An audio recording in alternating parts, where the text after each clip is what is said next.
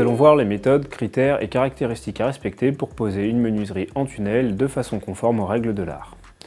Dans cette vidéo, vous verrez du ruban adhésif orange mis en place sur la menuiserie et sur le dormant. Le but est de ne pas abîmer les supports qui sont utilisés pour de la formation professionnelle.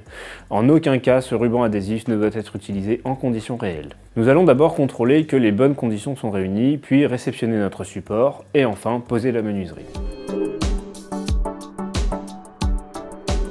On vérifiera tout d'abord que la température est dans les plages prévues pour la pose des produits de calfeutrement, et on vérifiera également sur le bon de livraison que les caractéristiques techniques et les dimensions correspondent au projet.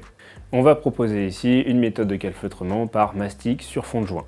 Pour le calfeutrement sur fond de joint, on ne pourra choisir cette technique que si la largeur de joint à calfeutrer est inférieure à 20 mm.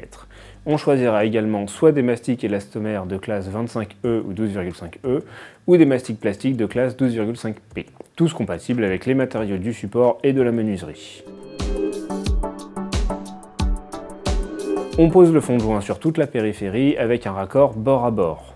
On place ensuite les deux cales d'assises de 5 mm minimum, et pour des raisons pratiques d'accès, on extrude le mastic sur la pièce d'appui avant la pose du dormant, avec une remontée d'au moins 100 mm sur les tableaux. On présente ensuite le dormant et on le maintient avec une pincetto. On vérifie son aplomb, son faux niveau et son équerrage. Puis on le fixe. Pour une fenêtre en PVC, ne pas fixer ni à moins de 5 cm des soudures, ni à plus de 10 cm. L'écartement entre les fixations ne doit pas dépasser les 80 cm et celles-ci doivent se trouver au voisinage des organes de rotation. En partie basse, aucune fixation ne doit perforer la traverse, car elle recueille les eaux de pluie et les évacue vers l'extérieur.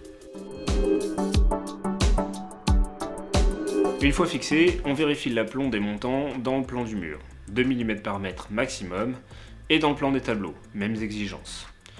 On vérifie ensuite le faux niveau en traverse haute et basse, avec les mêmes exigences que le faux aplomb des montants. En traverse basse, le faux niveau ne doit pas dépasser les 2 mm pour une baie jusqu'à 1,50 m et 3 mm au-delà. On vérifie que l'écart entre les deux diagonales ne dépasse pas les 2 mm par mètre. On finalisera le calfeutrement par mastic à l'extérieur en bourrant fortement le jeu restant afin de bien le combler. On le lissera ensuite.